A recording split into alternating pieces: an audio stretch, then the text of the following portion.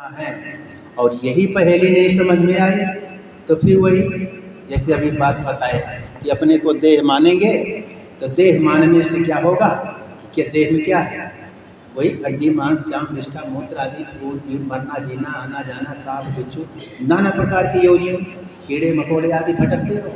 ये है पहेली, समझ गए तो आत्मा मुक्त स्वरूप मोक्ष स्वरूप और नहीं समझे पता नहीं नाना प्रकार की योनियों में फिर भटकते रहे जुगों जुगों तक।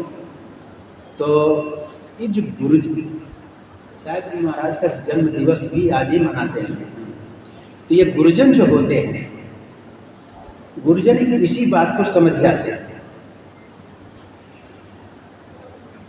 और इस बात को समझते ही वो अपने को मोक्ष स्वरूप अमृतत्व स्वरूप समझते हैं। इसको समाज के लोग संसारी लोग नहीं समझ पाते। साधु साधु को समझ जाएगा, चोर चोर को बहुत जल्दी समझ जाएगा, डकैत डकैत बहुत जल्दी समझ जाएगा। औरतें एक दूसरी औरतों को जितना जल्दी पहचान जाते हैं आदमी को उतना तक एक मिनट में एक औरत दूसरी औरत तुरंत पहचान जाएगी देखते ही। ये कैसी हो सकती है? एक मिनट में एक औरत दूसरी औरत को समझती जितने एक मिनट में जितना समझ लेती है उस औरत को समझने को आदमी को 10 दिन लग जाएंगे। ये कैसे है? इसी प्रकार से ये गुरुजन जो है साधु साधु को तुरंत समझ जाएगा। साधु को इस संसारी लोग कई कई जन्मों तक नहीं समझ सकते साधु क्या होता है, क्योंकि संसारी लोगों की अपनी दृष्टि होती है, अपने विचार होते हैं, अपने भाव होते हैं, अपनी दृष्टि से वो दूसरे को देखता है। साधु को भी देखता है जैसा मैं हूँ ऐसे ये भी होगा, कल्पना करते रहेगा और कल्पनाएं जितनी होंगी प्रायः करके असत्य होती हैं। जैसे सपने में कल्पनाएं होती हैं और क्या होती है, स्वप्न में कुछ सत्य होता है। स्वप्न का पहाड़, स्वप्न का दुश्मन, स्वप्न का हाथी, स्वप्न का घोड़ा, स्वप्न का दृश्य, स्वप्न के मारकाट, स्वप्न का चिल्लाना रोना, स्वप्न का राजपाट, सब क्या होता है? सब झूठा होता है। स्वप्न की जितनी क्रियाएं होती हैं, कभी कभी ऐसा लगता है कि बड़ा सुख मिल रहा है, बड़ा आनंद मिल रहा है, कभी कभी ऐसा लगता है कि अरे मैं तो मारा गया, लुट गया। एक भी क्रिया, एक भी दृश्य स्वप्न के सत्य नहीं होते। इसी प्रकार से संसार के लोग जो होते हैं वो असत्य दृष्टि से ही उस संत को देखते हैं, इसलिए संत को पहचान नहीं पाते हैं। संत को पहचानने के लिए संत की दृष्टि होनी चाहिए। तो ये गुरुजन जो है इनकी जन्म जयंती मनाई जाती है, असली में इन्हीं का जन्म है। बाकी तो जो जन्मते मरते रहते हैं ये तो फिर अभी मना लो जयंती। लोग अपने बेटों की जयंती मनाते हैं, खूब जयंती मनाते हैं, बेटा जयंती मनाते मनाते मनाते मर जाता है। लेकिन ये महापुरुष की जो जयंती होती है, ये जयंती नित्य जयंती होती है, ये कभी मरने वाले नहीं होते। मनाओ तो भी अमर हैं ये और नहीं मनाओ तो भी अमर हैं, क्योंकि वो अपने स्वरूप को जानते हैं। थोड़ा हम वृंदावन की शैली से हट के, क्योंकि अपना रास्ता दूसरे ढंग का है। तो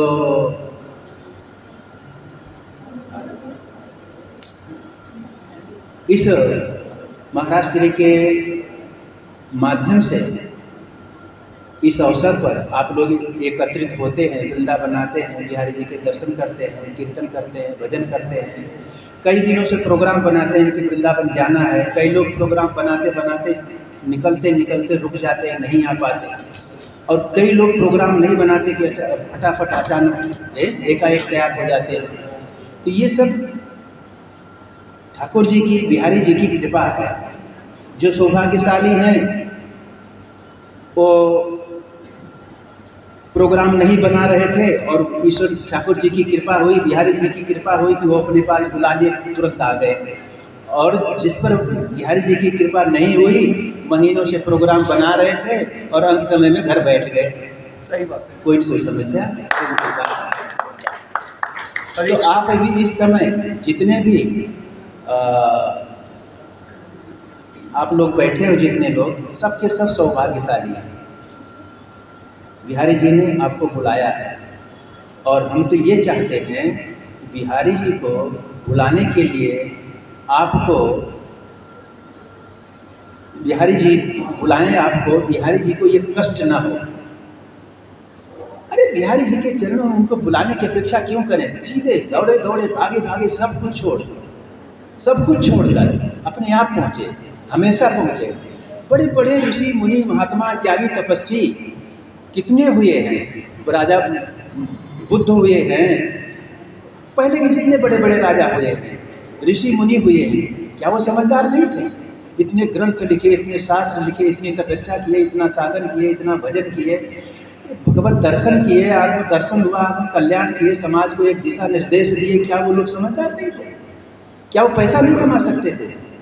क्या फैक्ट्री नहीं चला सकते थे? सब कुछ कर सकते थे, लेकिन देखे कि इसमें सुख भी नहीं है, इसमें शांति भी नहीं है, इसमें अमृतत्व भी नहीं है। अरे इसमें भगवत दर्शन तो है ही नहीं, तो भगवत दर्शन जहाँ नहीं है वह संसार का दर्शन किस काम का? छोड़ देते हैं। कितना घर वाले प्रयास करते हैं, कितना विघ्न डालते हैं। देखो, मैं आत्म प्रशंसा नहीं करना चाहते, एक बात मैं बताऊं, भगवत दर्शन के मार्ग पर चलने के लिए जितना अपने निजी लोग विघ्न और बाधा और कष्ट देते हैं, उतना दुश्मन नहीं देता। आप कहोगे एक ऐसे कैसे? मैं अब अनुभव की बात बताता हूँ। जब लोगों को, ये हमारे घर वालों को पता चल गया कि अब ये लड़का हाथ से गया, तो लोगों ने समझाया कि ये 14 साल का, 14 साल की उम्र थी अभी, मैं 14 साल का हो रहा था, हमारे बड़े भाई थे 19 साल के, तो उनकी शादी के लिए बुआ ने आदमी भेजा था लड़कियों के कि जाओ, वो लड़का है उसकी शादी कर देना। अब 55 साल पीछे तो चले ही जाओ, तो 55 साल पीछे की बात है। तो वो 2 लड़कियों के पिता हमारे घर आए, बाई चांस वो घर पर थे, घर से बाहर थे। हमारी माँ थी, तो जैसे नाश्ता पानी चाय पानी होता है, पूरी बुआ ने कह दिया था, बता दिया था कि ये लोग जाएंगे, तो व्यवस्था हो गई। व्यवस्था में उनको खिलाना पिलाना जैसे कुछ सब कुछ होता रहा। तो वो 3 लोग थे, 2 लड़कियों के पिता थे, एक घर से 2 आए होंगे, एक घर से वो अकेले आए होंगे। तो आपस में बातचीत करने लगे। अभी मैं 14 साल का हुआ हूँ, 14 साल 2 महीने 2.5 महीने का रहा हुआ हूँ, स्वास्थ्य ठीक था। तो क्या कहते आपस में बातचीत करने लगे कि इस लड़के की भी शादी कर दी जाए, बड़े की तो करेंगे, छोटे की भी कर दी जाए, और लड़की पीछे आती जाती रहेगी जैसे भी। ये लोग मैंने अपने कानों से सुन लिया। तो जब वो लोग खा पी लिए, सब मामला शांत हो गया, तो अंत में जब मैं भोजन के लिए बैठा, तो हम अपनी माँ से कहे कि देखो, हमारे विषय में कोई चर्चा चलेगी तो मैं सवेरे घर पर नहीं मिलूँगा, प्रातः ही घर पर नहीं मिलूँगा। अब देखो हम क्या है, विघ्न जो डालने वाले। तो माँ क्या कहती है, तुम्हें कपड़ा देना है, तुम्हें रोटी देना है, कि तुम्हें मकान देना है, तुम्हें करना क्या है, तुम्हें क्या परेशानी है? तुम्हें तो कुछ करना ही नहीं है, तुम्हें क्या परेशानी है? तो मैंने कहा मुझे कुछ परेशानी हो न हो, पर मैं ये बात पक्की समझ लो कि यदि हमारे विषय में चर्चा चली तो मैं प्रातःकाल घर पर नहीं मिलूँगा। खूब समझाया मैंने कि घर में भी गृहस्थ होते हैं, घर में भी संत होते हैं, घर में भी सिद्ध होते हैं, घर में भी भजन हो सकता है, बाहर जाने की क्या ज़रूरत है, जंगल में जाने की क्या ज़रूरत है। जितना विघ्न हमारी माँ ने हमारी सोचो कि अब कोई माँ अपने बेटे को कष्ट देना चाहेगी, दुख देना चाहेगी, लेकिन हमारे रास्ते में जितना दुख, जितना कष्ट, जितना परेशानी हमारी माँ ने साबित हुई, उतना और बड़े भाई भी नहीं साबित हुए। तो इस रास्ते पर चलने के लिए अपने जितना कष्ट देते हैं और विघ्न डालते हैं, उतना दुश्मन तो सोचता है इनका लड़का जाए, साधु बन जाए और अच्छा रहेगा, ये हमारा दुश्मन कम हो जाएगा। साधु बन जाएगा तो एक हमारा दुश्मन कम हो जाएगा। तो शत्रु जो है इस रास्ते में चलने में विघ्न नहीं डालते, अपने जितने निकट के होते हैं, निजी होते हैं, उतना ही दुख देते हैं। अभी कोई किसी का पति हो और अभी साधु बनने लगता है, अभी कम उम्र का हो, देखो पत्नी क्या करती है और उसकी माँ क्या कहती है, क्या करती है, घर में बंद कर देंगे क्योंकि बाहर निकलने मत दो। तो ये जितने भी ऋषि मुनि हुए हैं, ये सब के सब इन लोगों ने यही समझा कि संसार, परमात्मा के सामने संसार कुछ नहीं है। परमात्मा के सामने संसार कुछ नहीं है। परमात्मा जितना अमूल्य चीज है, संसार परमात्मा के मूल्य के सामने कुछ भी नहीं है, तुच्छ भी नहीं, शून्य भी नहीं है। शून्य कह देना भी इसका महत्व देना है। अब बताओ, हम लोग समझदार हैं या बुद्धिमान?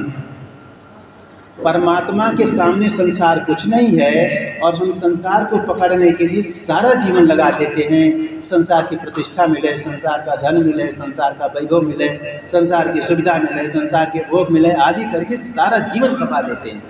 और महात्मा लोग जो सब नहीं, हमें सबको एक में मत समेटना। और जो अच्छे महात्मा लोग होते हैं वो इसको कुछ भी नहीं समझते, ना वो साधन लेते हैं, ना संसार का साधन चाहते हैं, ना सुविधा चाहते हैं, ना भोग चाहते हैं, ना ऐश्वर्य चाहते हैं, ना संपत्ति चाहते हैं। वो तो केवल एक परमात्मा में डूबे हुए होते हैं। और जो उनके जो परमात्मा से साथ जब संबंध जुड़ जाता है तो कितने संपन्न होते होंगे, कितने धनी होते होंगे, जिनका परमात्मा अपना होता है, परमात्मा अपना सगा होता है। परमात्मा जिसकी सेवा करने लग जाता है, प्रकृति जिसकी सेवा करने लग जाएगी, उसको क्या कमी रह जाएगी? और मैं साफ साफ बताता हूँ, जिस समय मैं घर से निकला था, अपने बड़े भाई के जेब से 7 रुपये चोरी करके लेके निकला था, क्योंकि उसके बिना काम नहीं चल रहा था। कितना? 7 रुपये लेके निकला था। और बाद में तुमको फिर मैंने 7,000 दे दिया था 3 साल के बाद, किसी के माध्यम से भिजवा दिया था। हमारे जो चोरी करके लाए, तुम्हारे ऋण से हम पूर्ण हो गए। तो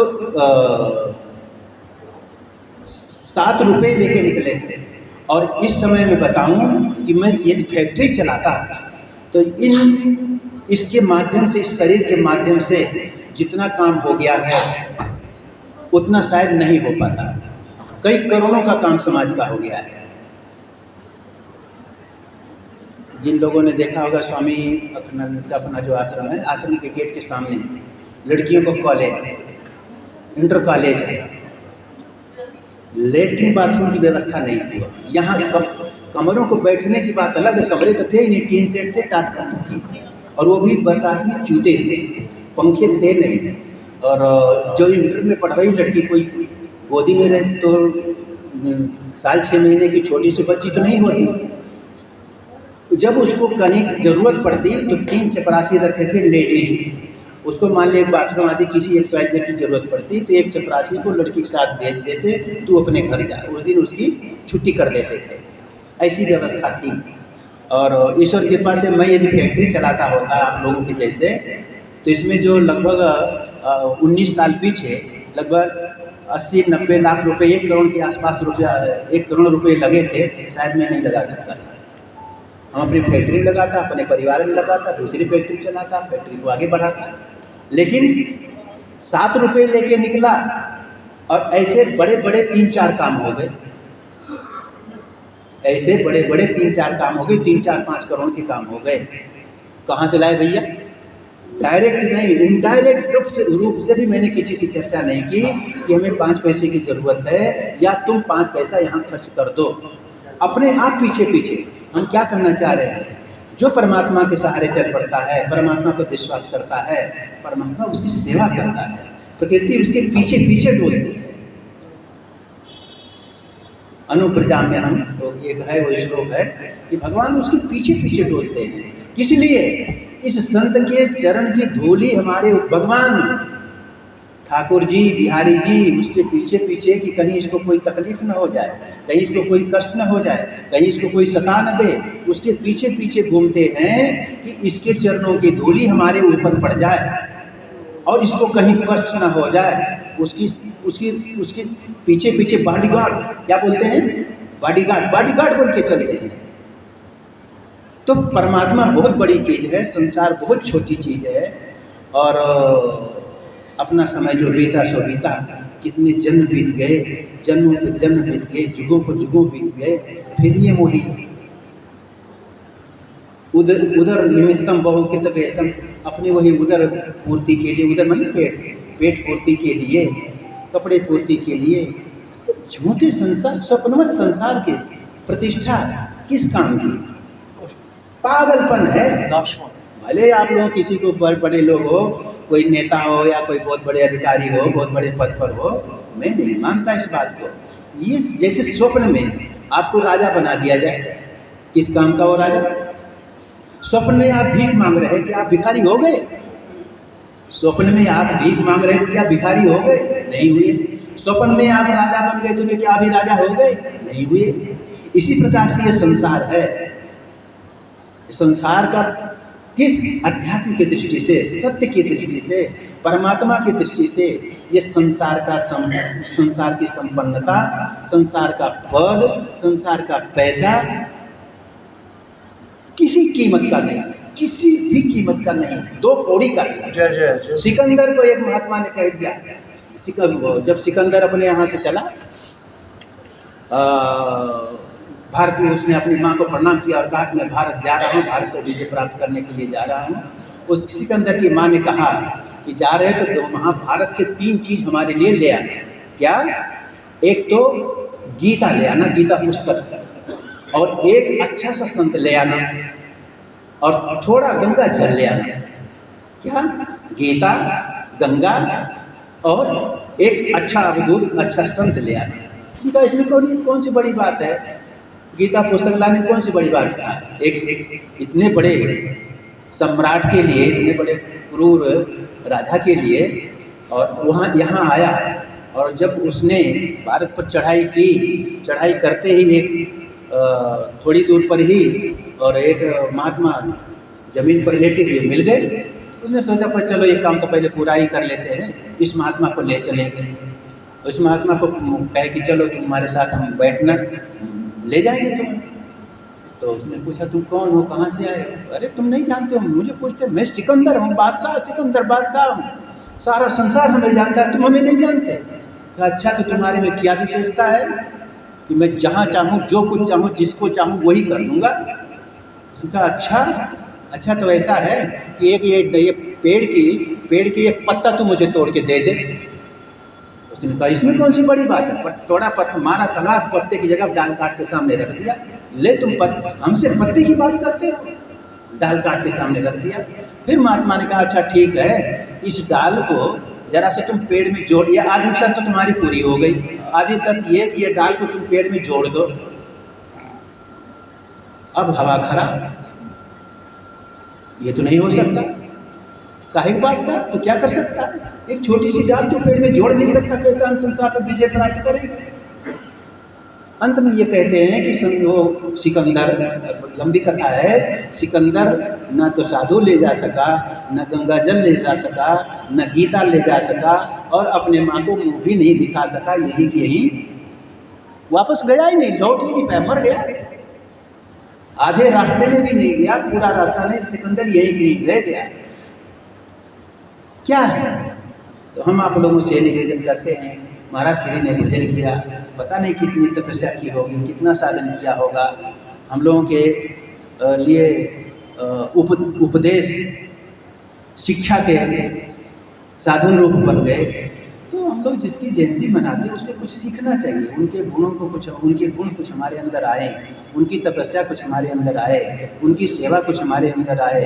नहीं आए, थोड़ी देर गा लिए, नाच लिए, बजा लिए, चले गए, वही फिर वही डाक के 3 पात, फिर वही, और फिर पूरा जन्म निकल गया, फिर पूरा जन्म नहीं, अगला जन्म में भी निकल गया, फिर और अगला जन्म निकल गया, और हजारों जन्म निकल गए, और जुगों जुगों निकल गए। क्या मतलब है? क्या गुरु भक्ति हुई भाई? क्या गुरु भक्ति हुई? क्या सेवा हुई? अरे कुछ भी तो उनका असर हमारे जीवन पर पड़े। मैं बोलने लगता हूँ, वहाँ सोच के चलता नहीं, क्योंकि लेक्चर व्याख्यान देने का अपना अभ्यास नहीं है। मैं सोचता हूँ जो होगा सब होगा, सब अपने लोग हैं, कुछ उल्टा सीधा बोल दे, सुना दूंगा, लोग तो मानते ही हैं, हमसे प्रेम करते हैं, सुन लेंगे। और कभी कभी बहुत ज़्यादा समय ले लेता हूँ, तो मैं आप लोगों का ज़्यादा समय नहीं लूँगा, और मैं कोई कथावाचक भी नहीं हूँ, अपनी बोलने में रुचि भी नहीं है, पर संस्था से हमारा प्रेम है। और मैं संस्था को जितने भी, मैं जानता हूँ कि शायद आप तो रहे होंगे कि नहीं रहे होंगे, 42 साल से संस्था को देख रहा हूँ। 42 साल पहले क्या थी संस्था, आज क्या है, और मैं चाहता हूँ कि दिनों दिन इसकी उन्नति तरक्की होती रहे। आप लोग सब किसी व्यक्ति विशेष पर ध्यान मत दोगे, यदि नहीं देंगे, केवल गुरु जी पर और संस्था पर ध्यान देंगे, तो किसी के अंदर कभी भी एक क्षण के लिए मनमुटाव आ ही नहीं सकता। जहाँ अपनत्व आ जाता है, अपना स्वार्थ भाव आ जाता है कि हमने इतना सेवा की, हमें इस पद पर होना चाहिए, हमने ऐसा किया, हमें ऐसा क्यों नहीं हुआ, हमने इतने लाख दान दिए और हमारी इतनी प्रतिष्ठा नहीं हुई, हमारी इतनी इज्जत नहीं हुई, तो वही बिगड़ने लग जाता है मामला। अरे तुमने दिया, परमात्मा को दिया, ठाकुर जी को दिया, गुरु जी को दिया, किसी व्यक्ति विशेष से तुम क्यों अपेक्षा रखते हो? कुछ नहीं है। तो ये संस्था की सेवा, और आप लोगों से निवेदन है कि चाहे बच्चे हों चाहे बूढ़े, ध्रुव तो 5 साल के थे, ये तो कम से कम 10-11 साल का हो गया होगा, और तब वो भगवान को प्राप्त दर्शन कर लिए थे। और लोग कहते हैं कि बुढ़ापे में, अरे बुढ़ापे में नहीं, बैठा नहीं जाता, चला नहीं जाता, सुना नहीं जाता, पेट खराब हो जाता है, कुछ हो नहीं पाता। तो जो कुछ करना हो बचपन में कर लो, जो बचपन में आप संचित कर लेंगे, नियम संयम संपत्ति, वही जवानी में काम देगी। बुढ़ापे में न जोग होता है, न भोग होता, कुछ भी नहीं होता, भजन नहीं होगा, ध्यान नहीं होगा, बुढ़ापे में कुछ नहीं होगा, न भजन होगा, न ध्यान होगा, न समाधि होगी, न भगवान के दर्शन होंगे, बुढ़ापे में कुछ होने वाला नहीं है। इसलिए यदि आप अपने जीवन का कल्याण चाहते हैं तो गुरुजनों के मार्ग पर चलें, परमात्मा के मार्ग पर चलें, सत्य में अवस्थित हो, परमात्मा में अवस्थित हो। इन्हीं शब्दों के साथ महाराज श्री के चरणों में प्रणाम करते हुए ओम शं नारायण नारायण नारायण।